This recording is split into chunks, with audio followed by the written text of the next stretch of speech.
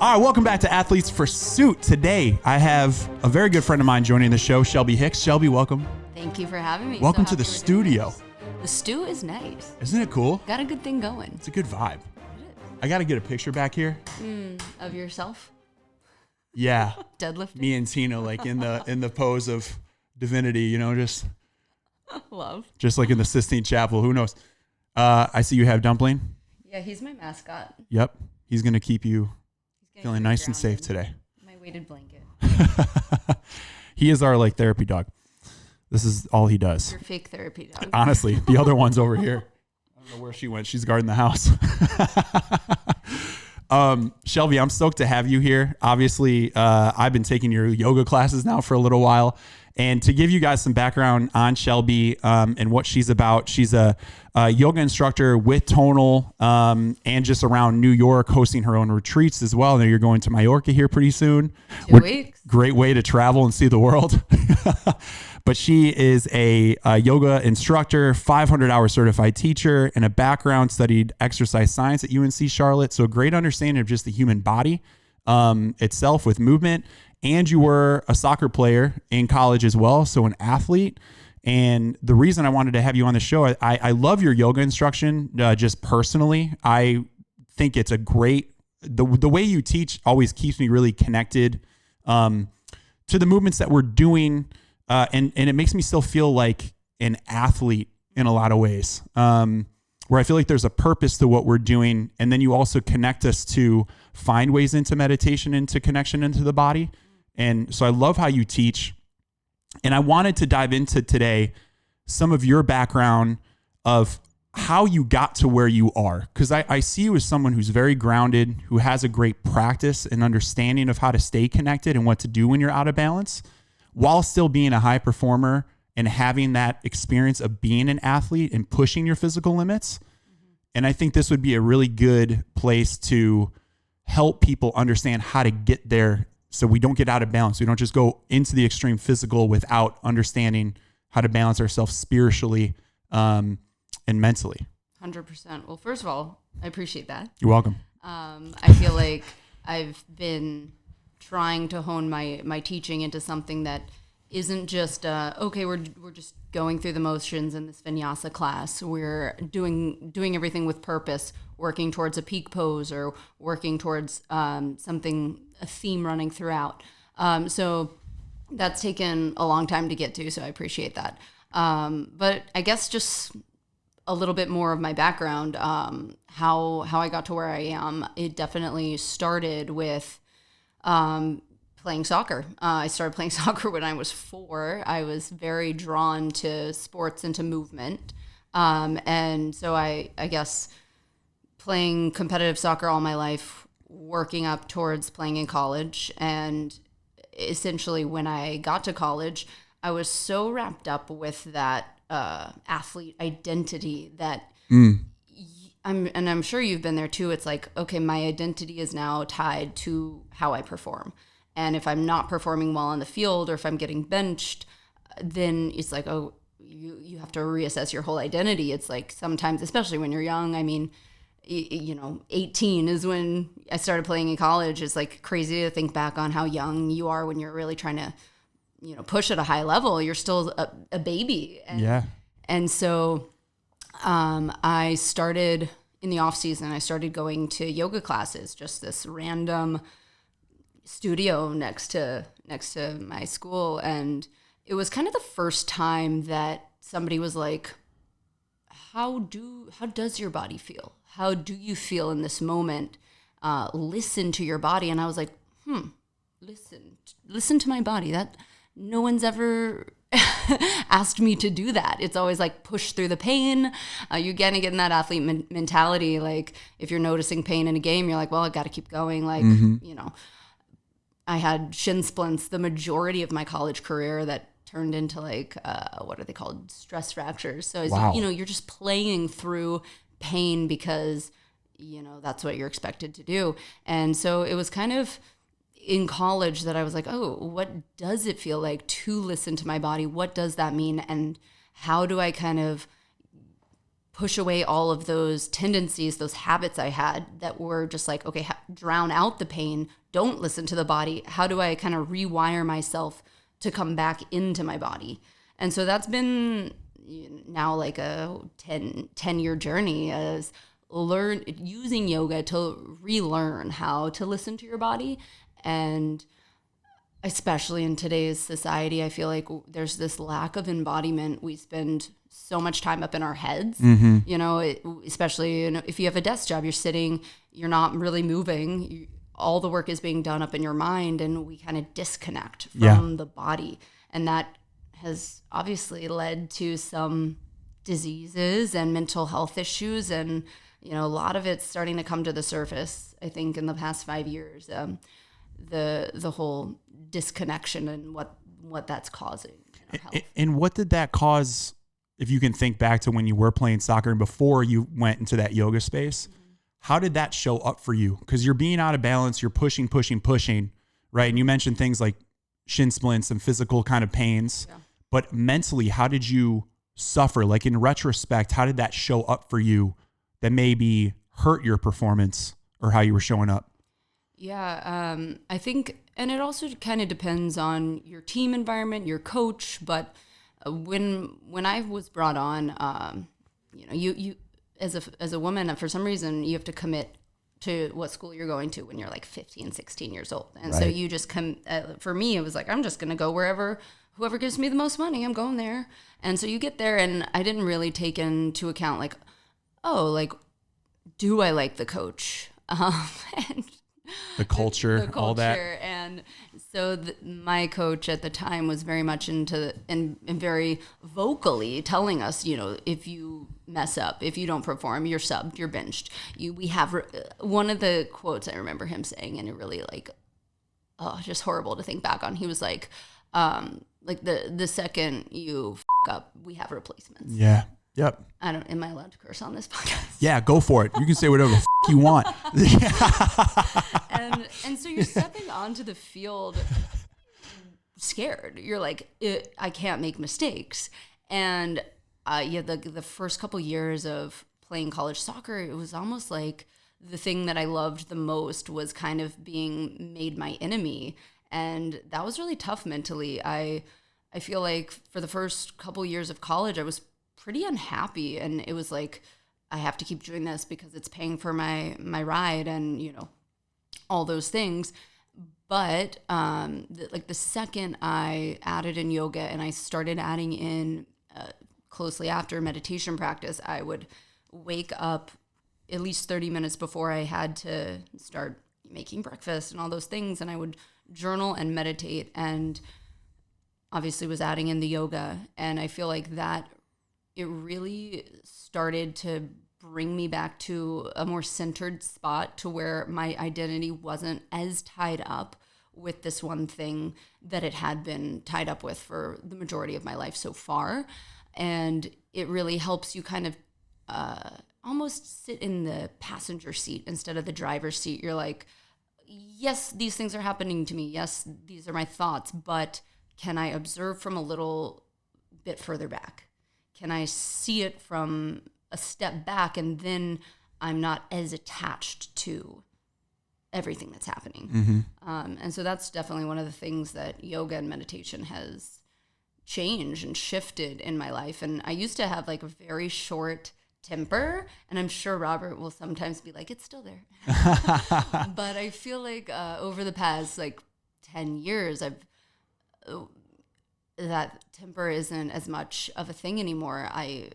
I'm a very like calm, pretty grounded person. I feel like I'm allowed to say that about myself now. That's how I see you as. Yeah. I'm a pretty calm person. And so I feel like it has really, the practice and the consistency with it does show up if you consistently do it. And you might not notice it moment by moment. You might not notice it after, a year or two. But if you stick with it for like 5 years and you just can consistently show up, it's like those things, you gradually shift into this different human. And I feel like that's the main goal. Yes, I love the movement patterns. Yes, I like the functional aspect of yoga. Yes, I like how it can help athletes perform better. I love that it can make your lifting more efficient. But can you also build a home for yourself inside yourself? It's like, can you build this like spot where you feel centered, and not just be kind of focused on all the, okay, I'm doing yoga just because it's gonna, make me look better, or Yeah, I think that's a big point, because I do think at least in America, I think we still see everything as like some outcome base. 100%. So when we talk about like meditation, or we talk about journaling, or we talk about yoga, I still think it's done through the lens of like an activity that has to be done like a checklist instead of, am I being productive? Am I being productive? Am I being productive with my... Yeah, I did this today. Gosh. I meditated, so this is good. But it's like, but were you present in your like, are you really diving in? So let's break that down, right? Because as an instructor, I am sure that is what you are trying to guide people into. You know that space now. Yeah.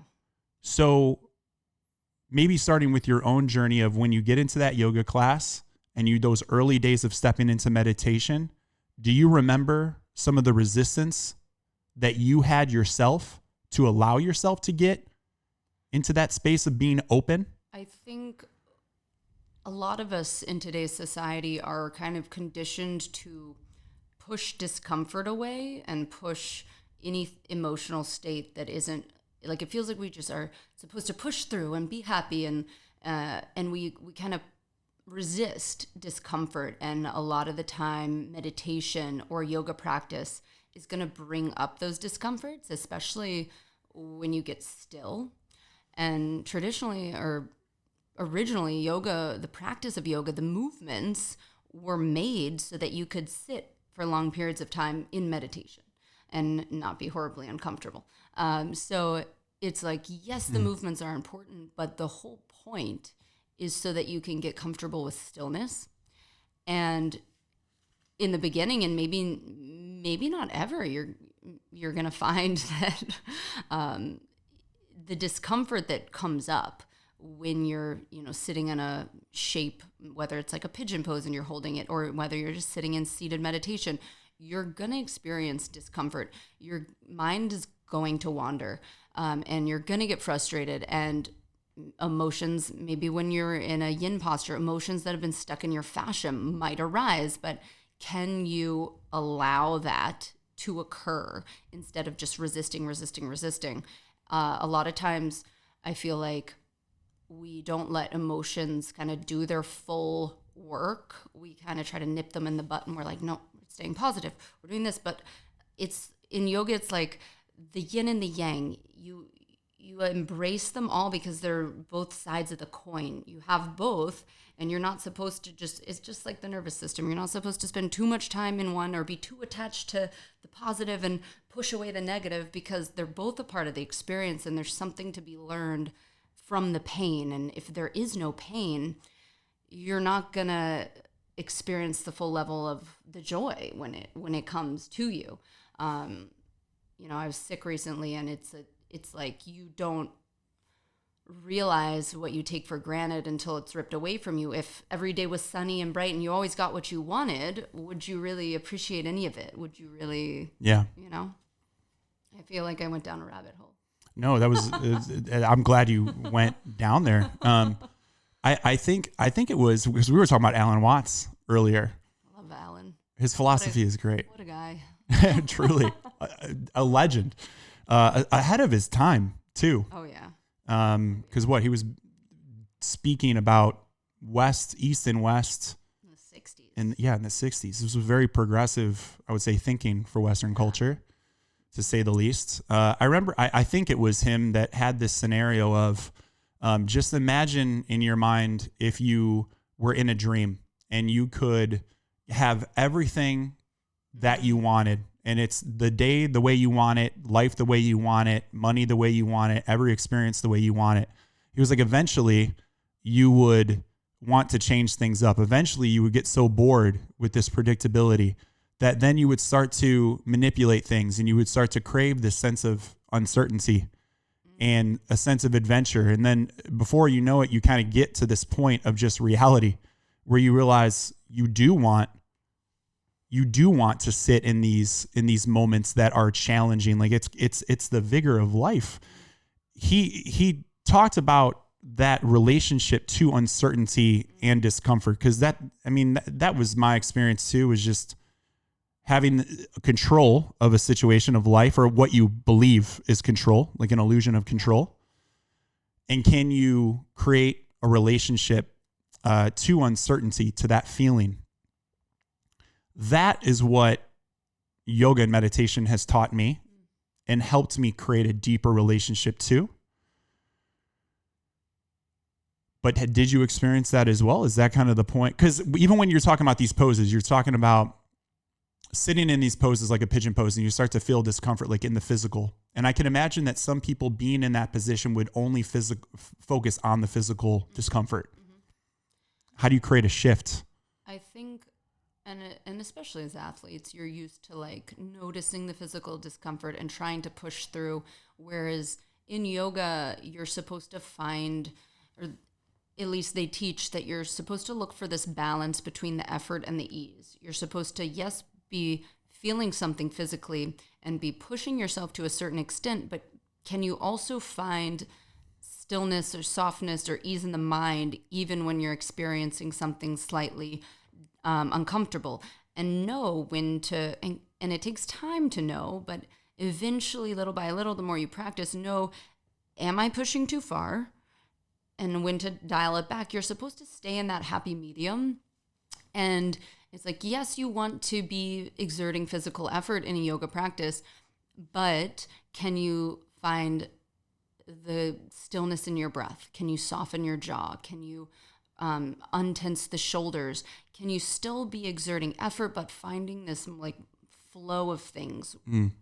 And I feel like it goes hand in hand with that nervous system regulation. It's like, a lot of people are now starting to talk about your parasympathetic state and tapping into that, rest, restore, digest. It's like, yes, you do need to regulate your nervous system and spend more time in your parasympathetic state. We've gotten out of balance, but there's supposed to be this like beautiful ebb and flow between the two, and one's always checking the other.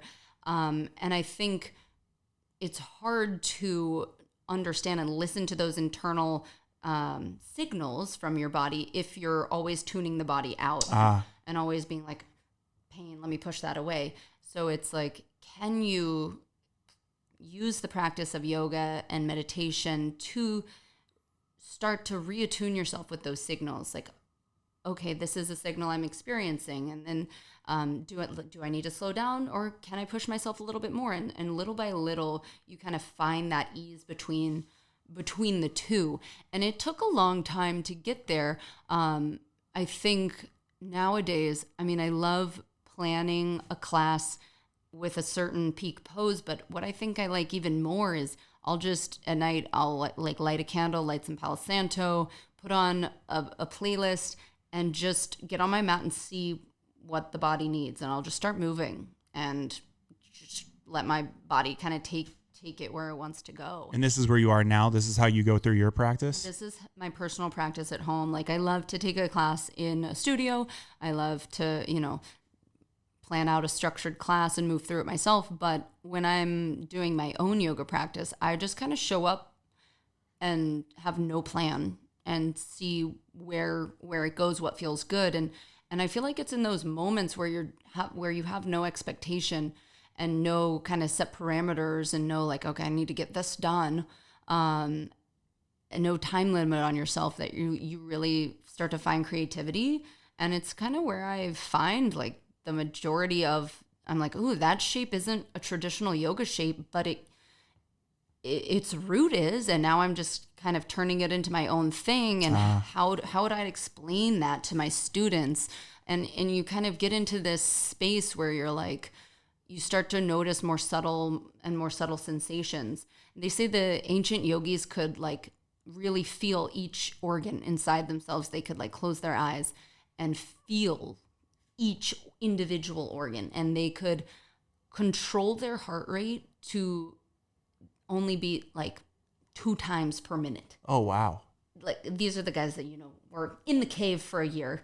They're going deep. But it's like, the more you show up, the more subtle sensations you're able to notice. And I think the research now is around fascia, and how your fascia is really the sensory organ. And so it's like, how do you're training the body, yes, but you're also training the mind to notice more subtleties, which has been a really cool thing to experience over the years. That's a cool perspective, because as I'm hearing you talk, I don't know if I've thought about it that intentionally, like in that way, but it makes a lot of sense because I'm hearing you say that this is a practice. This is something where you're developing like a heightened awareness, learning yourself in different types of environments and even emotional states, so that you can show up better in your life. And I'm kind of curious what you've learned with that practice, how it shows up when you're just at work, when you're with Rob, when you're just in stressful situations, of how you respond maybe differently to get back to what you kind of described as like that flow state. How does that show up in the real world for you? Yeah, I mean, they say the majority of the yoga practice is off the mat. It's like you're going to be sitting in traffic, and now that you have these tools from yoga, can you, one, pause enough to notice you're being triggered, and then implement those tools that you've learned, whether it's slowing down the breath, or whether it's, just taking a moment and stepping back. I think the major thing with yoga is just the noticing itself. It's like, once you show up to the mat enough times and intentionally start to focus in on your internal reality, once you get off the mat, you start to notice, oh, I'm being triggered right now. Oh, I'm about to react in this pattern that I've reacted in a million times, and I'm about to start shouting, or I'm about to start getting defensive. And then you might still get a temper and be defensive, but at least you notice, like, oh, this is a pattern that I'm doing a lot. And that pause, right, when you notice, little by little, the pause gets bigger over time, and you'll be like, oh, I am being defensive. Oh, I don't need to be defensive. Like, especially in a relationship, you're like, especially when both parties are stubborn and both parties think they're right. That never happens. I'm like, no, I'm smarter than you. No, I'm smarter than you. Especially then, that it's like, okay, I don't need to be defensive. Even if I'm right, no one wins here. Yeah, no, true. Nobody wins. So it's like creating that little pause and just starting to notice those patterns within your mind. It's like in meditation, they say, you don't need to have no thoughts at all. But can you notice them like they were clouds in the sky? Like, yes, you notice them, but then you let them pass by and you don't stay as latched onto them. I think is the big shift that you start to see. But it does take, they call it a practice. It does take just showing up. You're never going to get to this state where you're just perfect all the time. And you might be, feeling pretty good, and then something hits you and throws your whole life into whack. I think, like, for me, recently with being sick this past fall, I noticed myself fixating on the problem, and I've never experienced extreme anxiety. And I think that fixating on this problem, I was like, is it going to get better? What happens if it doesn't get better? What happens if it gets worse? And am I going to be able to work? And you start spiraling, and I had to call in and like really use my training to slow my mind back down. I started doing like, guided breath work. I started noticing when I was spiraling and being like, okay, this is a physical reaction to what's going on in my mind. Then you can reverse engineer it and use physical practices like breath work or movement to then unspiral the mind. It's like the two are so connected through the nervous system that, you know, if you're noticing something physically, you can adjust to that with a tool that you've learned either through your mind or vice versa. If you're noticing something mentally, you can use something physical like jumping up and down to influence the other. Alter that state. So yeah, it's like building your toolbox little by little to be able to address life. I think that's a good, yeah, honestly, right? The tool in the tool belt's a good analogy. I remember you mentioning that actually in that last yoga class that we were with you. You said something that if you notice that you start to spiral and you keep going down, just see if you can notice it and come back. And I'm reminded, it's really good advice. And it's rooted in, I've been reading so much about this, especially of late with Zen Buddhism, of just coming back. It's just simply that idea of without judgment, allowing yourself to just come back. If you come out, come back. And well, you're like, well, how do I come back? And that's where you mentioned these tools that it's not seen as a one-off thing. It's not something I just did one time to check a box and I'm like, good, this is a routine. And this is why it's called the practice, right? So developing these techniques is what allows you to, in a real life situation, kind of get back to a center. 100%. And I think it's like the second you notice you're spiraling in yoga, you use the breath to recenter. You intentionally focus on the breath to give the mind somewhere to sit, somewhere to be. And once you concentrate your attention there, it's like the rest of the body is able to relax. So you're intentionally focusing on the breath, one, because it keeps you present in the moment, but two, because it lets the mind rest on a certain point so that the body can be in this kind of moving meditation. And I think if you're like, how do I have time for all of these, you know, the breath work, how do I have time for the meditation and the yoga? Yeah. If you have time for one, go to a yoga class or find a yoga class where they incorporate little pieces of each. So whether it's maybe the yoga class starts with a couple minutes of a seated meditation, or maybe they start with a little bit of breath work, or they mix breath work into the yoga practice. And little by little, those tools start to build up. It's not like, okay, I wake up in the morning, I got to do my meditation, and then I got to do my breath work, and then I got to do my yoga, and then I got to do my lift. Right. Just it's another to-do list, which is last thing that we're trying to do. Like, no. It's if say your main thing is lifting, one, you're probably already, you know, getting a whole lot of awareness through with your body through that lifting practice. Maybe you just add in some yoga, and within that yoga class, maybe you have a couple minutes of breath work. You're starting to build up those little tools, and the yoga movement itself, not just the mental aspect of it. The movement is going to then apply to your lifting and help you lift more efficiently. I think, especially, I love how Tonal brings the two together. It's like the deload programs paired with yoga. It's a great way to like reestablish have you heard of the length tension relationship with muscles? So essentially your muscles the two filaments, actin and myosin, they grab onto each other, and when they contract, they pull against to create the contraction. But if you're just lifting all the time, the length tension relationship, there's too much overlap. The muscles can't contract efficiently. Whereas if you're just doing yoga all the time, they're too far apart. They can't latch on well. The contraction isn't going to be efficient. But if you're weightlifting and doing yoga, they're at that perfect length tension relationship that they can produce efficient force. So I think that's one thing that, you know, a lot of lifters don't know, but should know, is like finding that balance between the two practices, between pushing yourself hard and then also down regulating. The two can really mesh together well to make whatever you're training for that much more attainable. I mean, you mentioned that yin and the yang. So I mean, if you have a force, you got to balance it out, right? 100%. So they do seem to complement incredibly well. Not to mention obvious things like mobility. I mean, I've just gotten so much more mobile, which is like obviously helps with your lifts. Definitely. I mean, it helps you, one, to feel better in your lifts, produce more force, make your joints more congruent.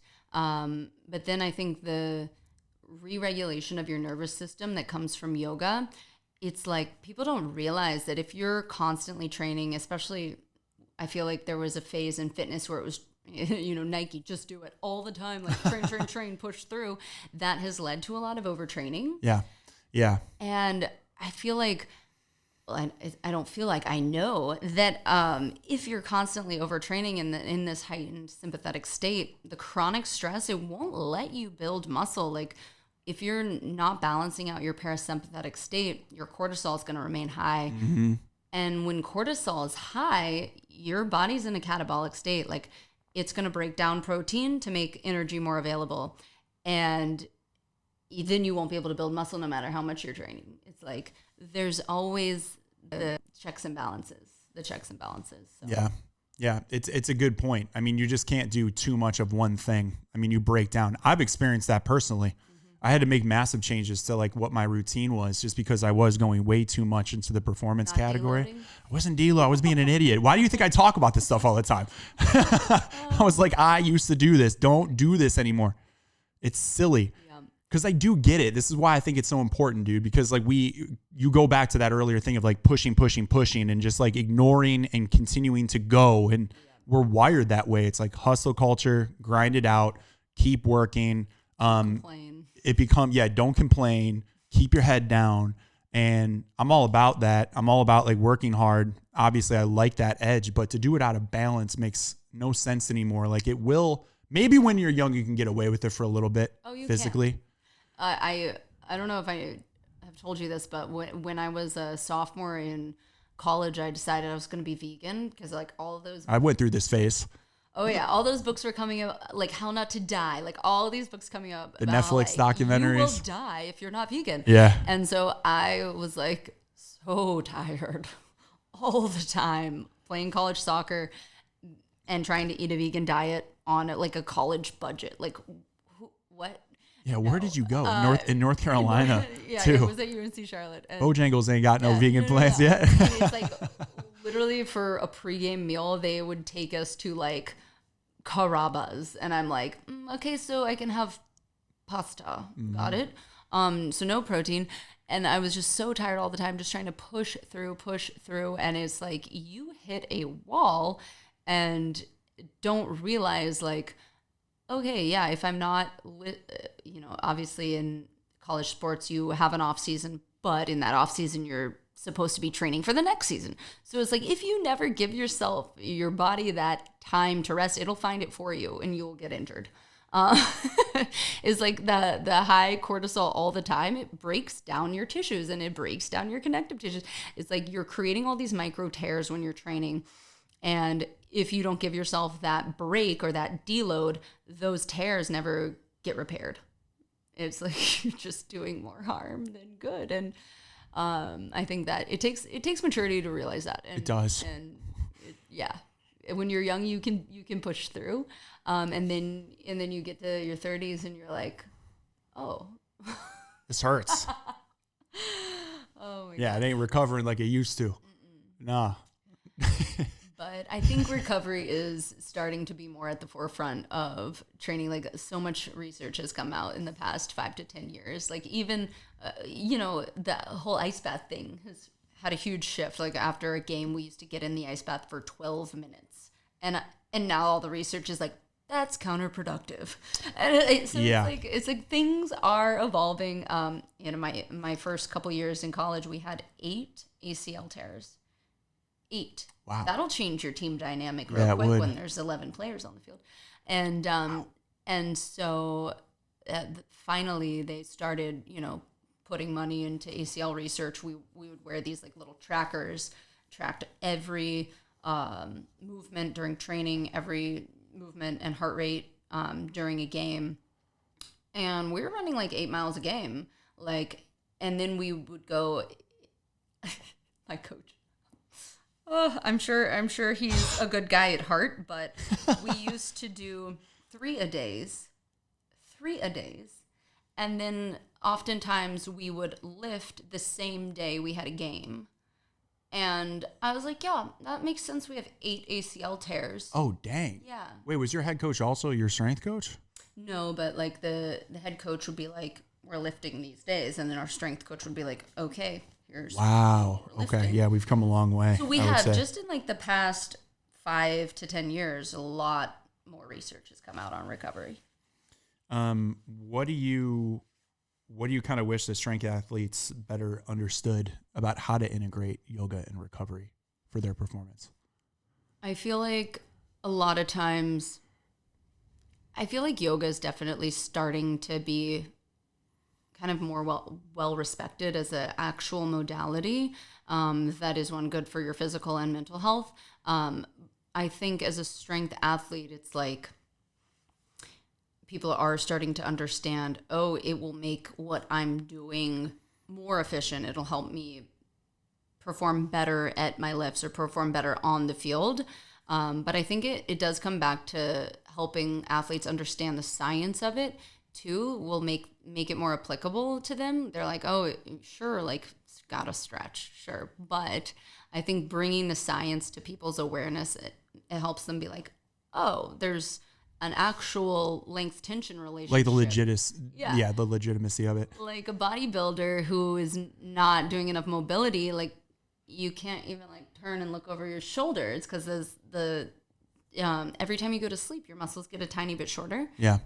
Minuscule. But over time, it's like bunches and bunches and bunches. And then you're that bodybuilder who literally can't like turn around. Yeah. Or can't like scratch their own back. Yeah, you're just Batman naked everywhere you go. Like, I'm yoked. Like, I think, but I can't turn left. I think bringing that science piece to the athletes, to the power lifters, is really going to make it more accessible and help them be like, okay, this is legit. Yeah, it's a real thing. Yeah, anything to prove how it elevates performance. Yeah.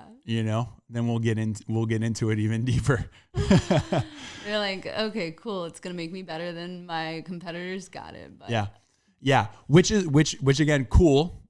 But how do we, what do you see? I'm really curious about this. What do you see as some of the biggest misconceptions or what is most misunderstood about yoga as the true practice, like where it originated, to how we interpret it here? I'm all for the West kind of putting their spins on things as long as you're kind of honoring the tradition of where the practice came from. If it's going to get someone moving and if it's going to get somebody connecting with their body, then cool. If it's a power yoga class or if it's a hot yoga class, great. I think there are some misconceptions about what yoga is. It's a mind-body practice that is, the majority of the practice is non-physical. There's a few different lineages of yoga, but essentially there's like 8 limbs of the yoga practice, and asana, the postures, is just one of those. The rest is, meditation, self-study, pranayama, the breath work. There's a whole lot of other components, nonviolence, that you are melding into your life besides just the physical. And so I think if the physical is going to bring someone and introduce them to yoga, great. But it is a lot more than just the physical practice. And I think obviously in India where this originated, it's like their religion. But here, most people see it as, oh, yoga is just a physical class I could go take. But it's like all the practices encompass how to make you a calm, centered, sentient being, how to travel through this human experience with a little bit less attachment, with a little bit less ego. So I guess, did that answer the question? Yeah. Well, how is there any limitation that you experience as a coach of, like, if you want to go deeper into the practice that you feel you're not able to yet? I feel like a lot of times, especially in the studio scene in New York City, it's like people come expecting to get a workout. And it's like, yes, I want to provide that. And yes, I want it to be a well-programmed workout with intention, not just like throwing all these poses together for no reason. Like I want the first sequence to build and into the second sequence so that we're working up towards, whether it's like a bind, are we opening the rotator cuffs? Like I want it to build and make sense physically. And oftentimes it does feel a little bit tricky if you want to bring in a little bit more of the philosophies. Sometimes you feel like you might lose people there, but I feel like if you do it in a way where you kind of sprinkle little bits in over time, it starts to build. You don't want to just in a studio class in New York City start with a 20-minute meditation. People are going to be like, what the fuck is she doing? Like I'm taking a nap now. Yeah. But if you start to weave it in throughout the class, I found that makes it feel a little bit more accessible. And especially New Yorkers, people don't like to slow down. People like in Shavasana, you'll see people start checking their Apple Watches. Like, what are we doing? Right. This part isn't productive. Right. Right. And so it's like, yes, that's definitely one of the struggles. But I feel like the people who it resonates with you, they keep coming back, and then maybe we'll take a teacher training, maybe we'll take a whatever training, and it's like as long as like a little piece comes across, it feels like I've done what I could. Yeah, absolutely. Yeah, I mean, well, that was my experience. Because I got exposed more to yoga for the first time, like really getting into the practice when I was living in Cape Town. And that was my first time like really doing it. Because I wanted to try something new. And they had a very cool environment where at the end, it felt, first of all, it felt like just an absolute flow, like a guided meditation throughout the entire class. Because everyone took it very seriously, created like a great space for it. Everybody was very locked in with it. So you could feed off that energy too. And they encouraged at the end, uninterrupted for about 20, 30 minutes where you could just be on your mat at the end of every class. And I had never experienced that because every time I went to something, it was like you said, a rush to get out the door and a rush to clear the room to be able to put in another class. And it was their intention to sit. And so that was my first exposure into it, of not knowing what meditation was, not knowing how it felt. It did feel cluttered to me in my mind. I didn't know how to deal with all these thoughts. It was because everything's coming at you, and it's almost like you can't isolate what's going on in your head. I would talk to the instructors afterwards to try and, just learn. And that's where it was an encouragement to, again, just be with it and like trust that as you continue to practice that it will start to kind of isolate, start to make sense, start to calm down. And I did notice my thoughts over time start to get a little bit more organized. Because the first issues were just coming up, things I thought I had to deal with, whether it be like anxiety, fear, and insecurity, blah, blah, blah. And they're too tangled. And eventually through the practice, I started to see like, all right, here's one isolated thing. Here's one isolated thing. Then for me, it became a action of like, well, I need to handle this somewhere to resolve these things. Yeah, I think that yoga reminds us that I think it was Alan Watts who said, like, your thoughts are a great tool, but a poor master. It's like the mind is the scanning radar system, and it's always looking out for our survival. But that radar system, it's not who we are. We're like the observer behind all of that. And I think that's what yoga is really trying to get across. It's like, yes, your mind, they call it a monkey mind in meditation. It's like, yes, your mind might be scattered. Yes, you might be going at 10,000 miles a minute, but remember, you're not your thoughts. Breathe, take a step back, notice where the thoughts are going, notice the patterns. And if it feels crazy, okay, let it feel crazy for a second. Like, that's okay. If you're experiencing anxiety, the second you give yourself permission to be anxious, the anxiety goes away.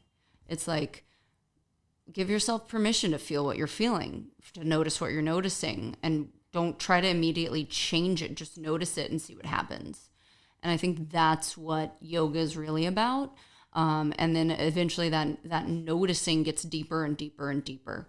And you're able to notice more subtle realities like within yourself, within your body. Like sometimes when I get on the mat, I'm like, I didn't even know that muscle existed. Yeah. It's like, Yeah.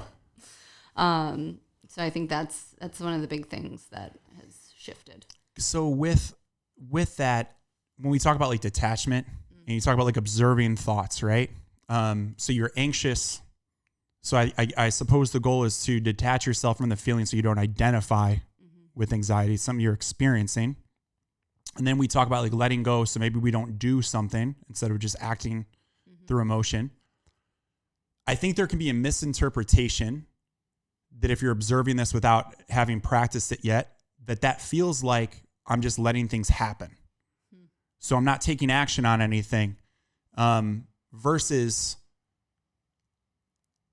I think the goal is to not be passive. Like I still want to be accountable, right? And so if there's something that's causing the anxiety or stress, doesn't mean that I don't want to handle the situation. But at the same time, we want to detach from it so that it's not like defining us. Yeah, and it's like attachment.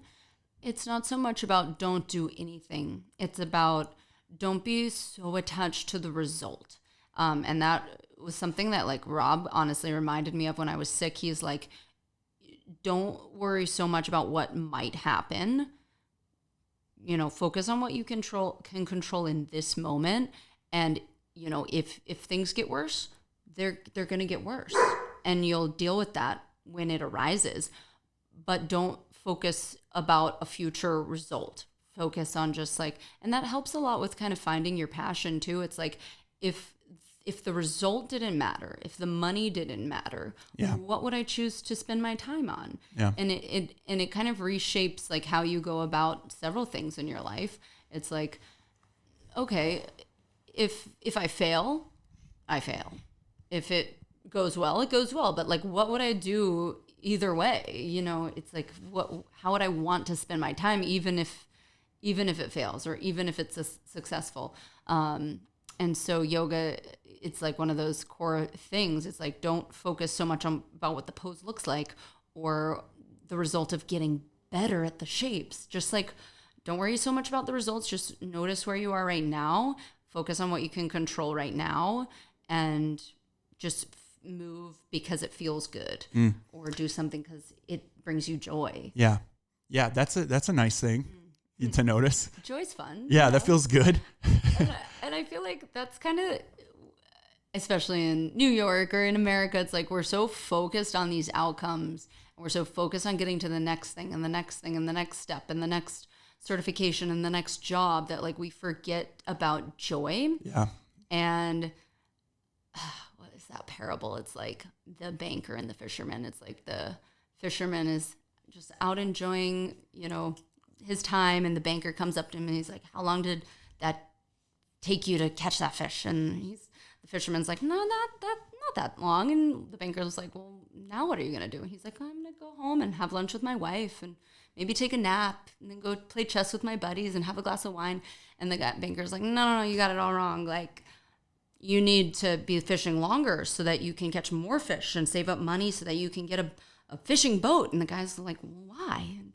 And the banker's like, well, then once you have a boat, you can catch more fish and then you can get a whole fleet of boats. And the fisherman's like, well, why? And then the banker's like, so you can go home and have lunch with your wife, maybe take a nap and play chess with your buddies. And it's like, sometimes we miss the whole point. Yeah. It's like, okay, yes, it's like, be productive. Yes, check off the things the goals you want. It's fun to have a goal to work towards. It's fun to see progress, but don't focus so much on the result. Like, because even if you succeed at everything you do, it's like you can't take any of it with you. So if you didn't enjoy it, it's like, well, now what? Mm-hmm. Oh, sorry, Dumpling. Oh, now you woke up Dumpling. Oh. You woke up the dumps. My favorite dog. What is, focusing on you personally, like how are you, or what are you focused on with deepening your own practice? Like, what do you see as the next evolution for you? Because even here, going back to hearing you talk about like how you go through your own flow, that to me sounds a lot like a version of mastery, like within this space. Because when I tie it back to like what I do with training, you know, I've seen it like in art with what I do, where you have an understanding of the science of some principles, right? And then you have experiences of your own, and it feels like you're blending the two, where you're able to be very intuitive and you're able to just flow because you have a great understanding. You've built maturity within the body and you kind of just can move through. And I see that as a form of mastery. But I can imagine knowing you that you're still trying to go deeper.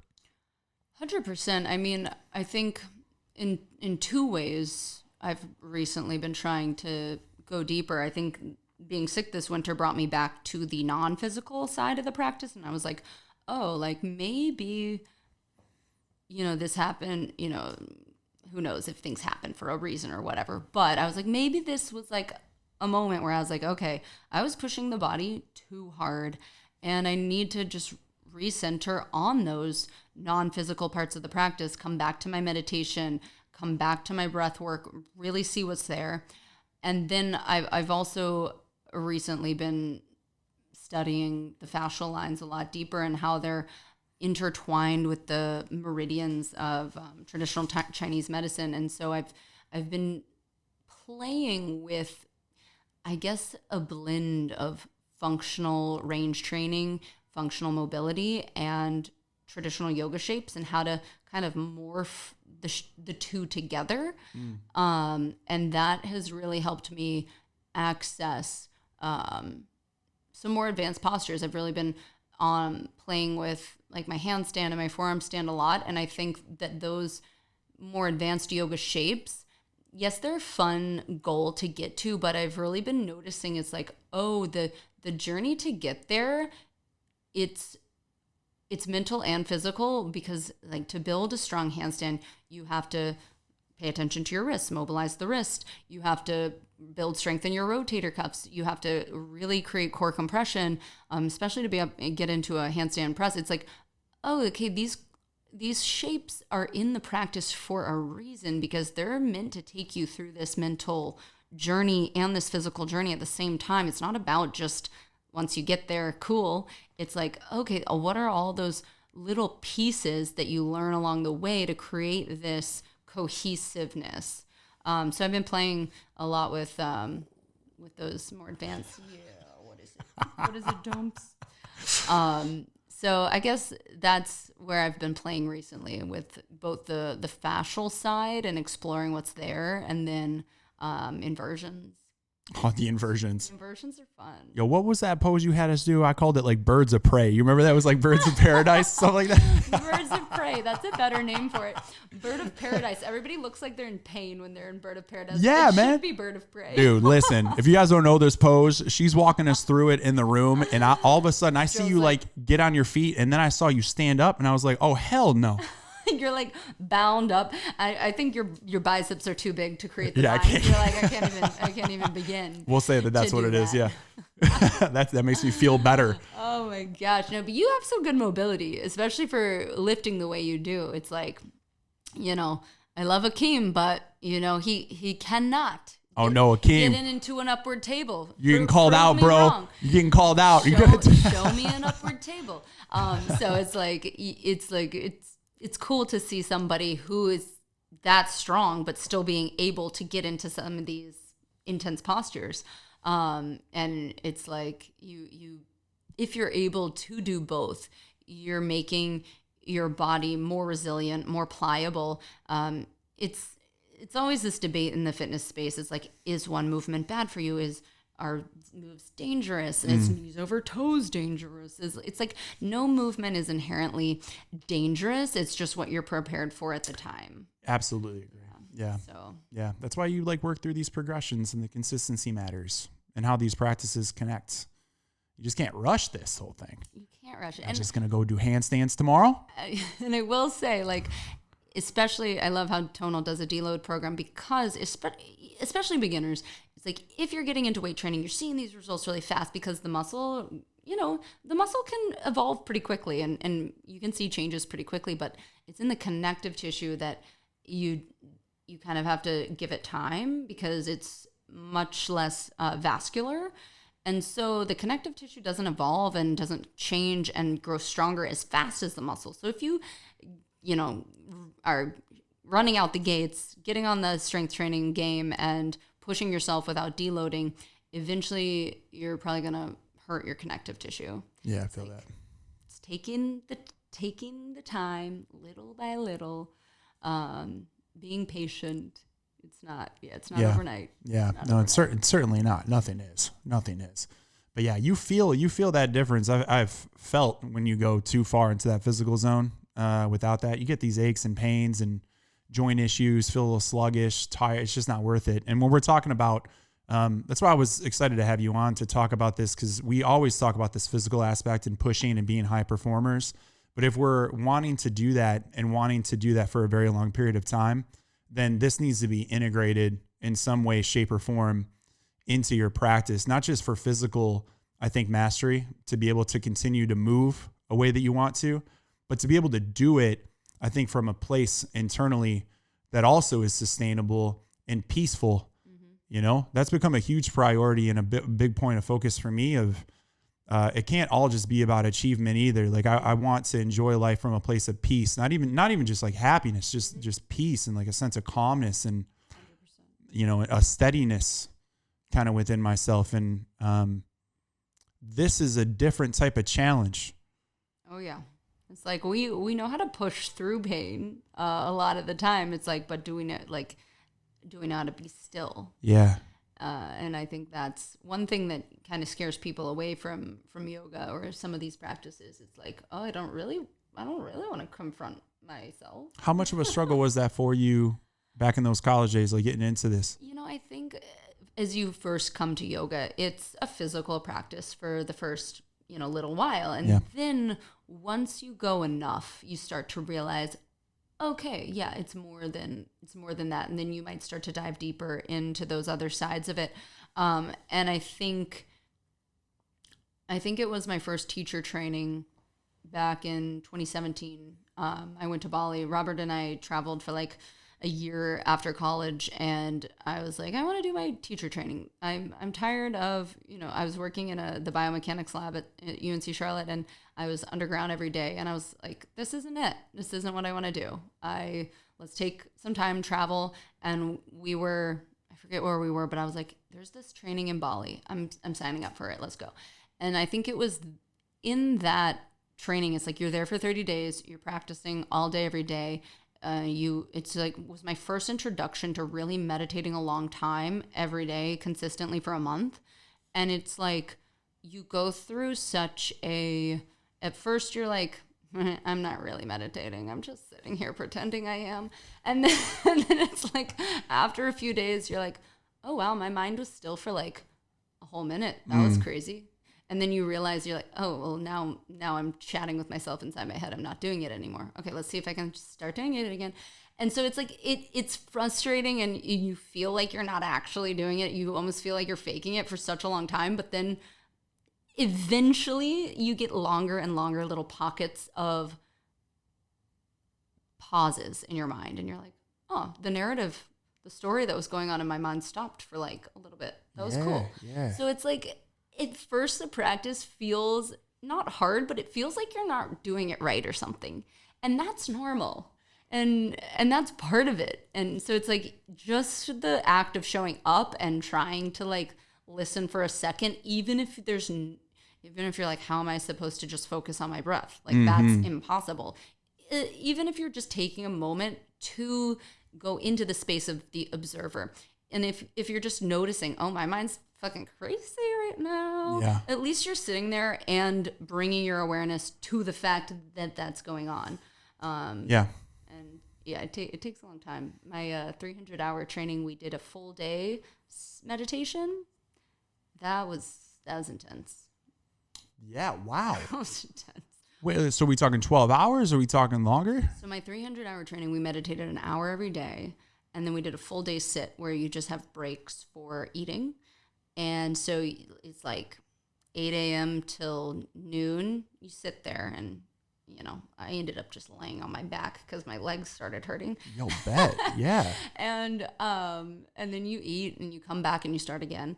And that was more just physically painful because you're like trying to sit in this position for so long without moving.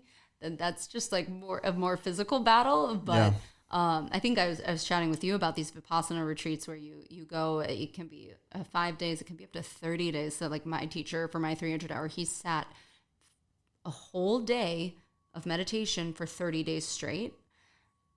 And that is some Olympic athletes, sure, you push hard, but like sitting in stillness for a whole day for 30 days straight, now that is wild to me. Yeah. And so it's like, yeah, you're going to go through spots, especially when you first start, that it feels like you're not actually doing it or you're failing or whatever. And then it's not about so much as just not you're never going to get to a point where you have no thoughts and it's just calm and peace and happiness. You're just going to have these little pauses where the mind stops talking shit in the background. And little by little, those pauses get longer. So, yeah. That's a good way to put it. You're like, God damn it. Stop talking shit to myself. That sounds nice. It's like, the mind in the background is like always telling you this like story. And I think it's different. It's experienced differently for everybody. It's like some people have this constant voice in the back of their minds where I don't really experience that. Interesting. I can move throughout my day. If I'm in motion or like cooking, there's not constantly this voice going. So I think a lot of people experience that differently. Like sometimes people really have this audible voice at all moments. I do. Interesting. I walk around like I'm talking to myself all the time. That's so funny. It's hard for me to shut it off. I can't remember if there was a time where that was true for me, but I mean, if I'm sitting down, focused on something, like I just started knitting recently. You're a knitter now? This winter was dark, Joe. Yo, you gonna make us a blanket? I couldn't work out. I could barely eat. I was like, I'm gonna knit.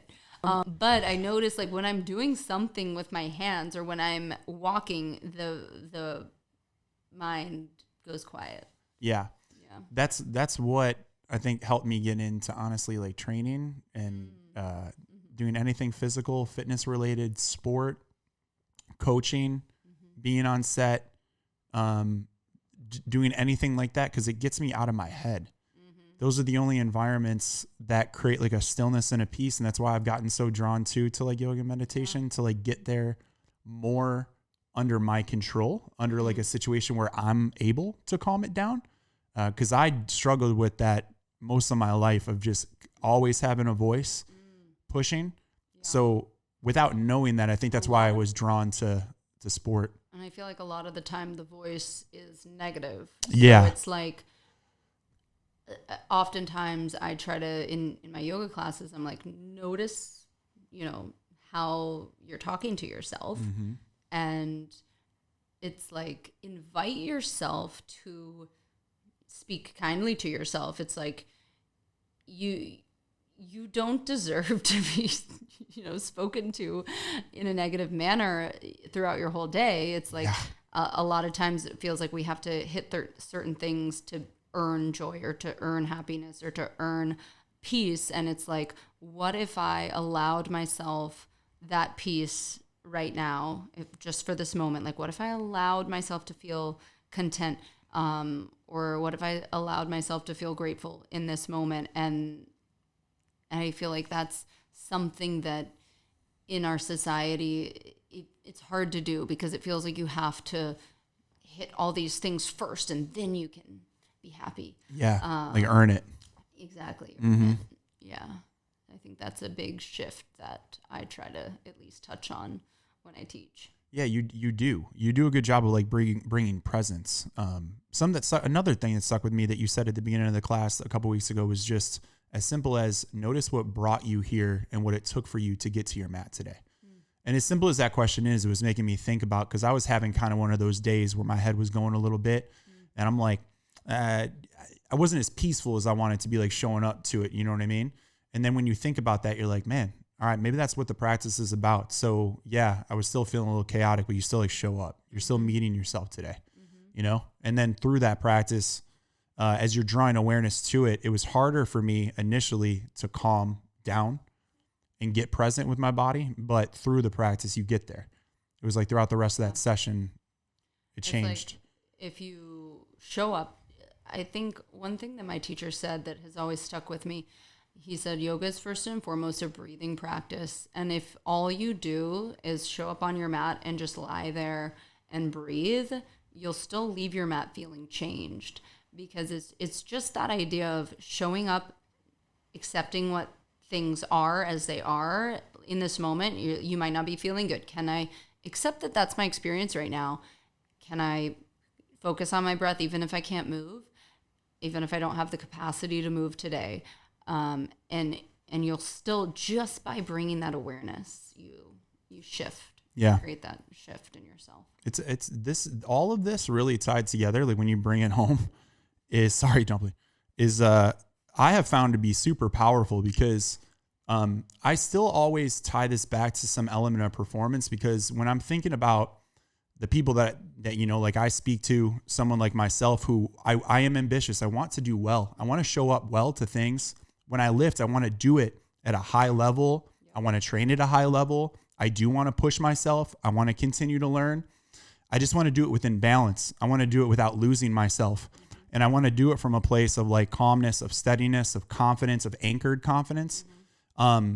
Because if I do it from a place, and I have operated from, like, especially back when I was in my like sales days, like after college, a place of like a chip on my shoulder of having to prove something to others and to myself, a place of fear and anxiety. Like I lived up here, like I could feel it like in my chest.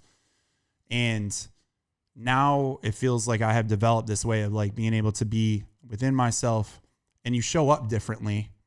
And I think it makes you actually much better and much more, because of your presence, you're able to deliver more with what you do. And you don't get rattled with it. So I think tying all of this stuff together is incredibly important if you want to achieve. I really do believe that if you don't tap into this stuff, at some way or another, you will get out of balance and you will hit a wall of how far you can go, whether it be professionally or even personally. When you talk about like how deep your relationships can be, the depth of your friendships, like how you're able to connect with people and how you can contribute and give back through your work. So if we really want to tip into that, I see this as essential. It's like, how can I move through life a little bit more at ease? It's like, yes, life isn't always going to be easy, and that's the point. You're going to go through periods that feel really good. You're going to go through periods where you feel like you're starting over, you're pushing against this resistance. But no matter what you're experiencing at the time, can you still find that center where you're like, okay, in this moment, I'm okay. And I think that's why the practice of getting present is important, because every time you come to the moment, 90% of the time in that moment, you have everything you need. It's like, okay, I have a roof over my head. I have food in my belly. You know, I am not facing a immediate threat. Every time you come to the moment, you realize, I'm okay. It's like when we start focusing on all of the things that could go wrong or the future, and we forget to, you know, come back to the present once in a while, it's that we get out of whack. It's like, and it takes practice. Yeah, for sure. It does. It's my last question for you. Okay. I love asking this question. Going back to, say, like even 10 years ago, back to college Shelby before yoga, what would you want to say to her if you could meet her right now? Just like keep following the nudges. Like I was so interested in the body, and so I studied exercise science, and then eventually that led me. I was so interested in the body that when I found yoga, I was like, oh, this is a different way of moving. This is really cool. I felt the nudge. I felt the interest, the curiosity there, and so I followed that. And, you know, that led to multiple other teacher trainings, and then I was working a corporate role just 2 years ago, and I was like, all I'm thinking about is yoga. Like, it's like, I just want to read the research about it. I just want to learn all these different modalities. And it's like, whatever you're curious in, just keep following those nudges. And this past year, I went full-time yoga, and and I wake up every day and I'm like, I get to do things that I'm actually interested in, and I don't have to. It's like, yes, it's still work. It's a different type of work, and yes, it's still hard, but it's like, if you're continuing to follow those little nudges that you're interested in, even if it's like a little side hobby, it's like those little nudges are the point. So keep following the nudges. That's really good advice. Follow the nudges. Follow the nudges. You operate from a beautiful place when you get into that. It's like you deepen your work, and it feels like it's part of you. Yeah, and it's like you really get to, instead of just, feeling like you have to do something, it's like, oh, I can sit down and read this book that is gonna, yes, broaden my knowledge, but like, I'm so excited to read this book. But it just makes everything, I don't know. I think when you follow what works and what feels good for you, other people are like, oh, I'm allowed to do that too. And they're like, oh, I don't have to be a curmudgeon for, It's like, okay, I'm allowed to, do what's interesting to me. I don't have to follow this outline that has been put in place by, who knows who put these in place. But it's like, if those, if something isn't working for you, you can always start again. It's like, I forget, somebody was like, if you were going to live forever, what would you do?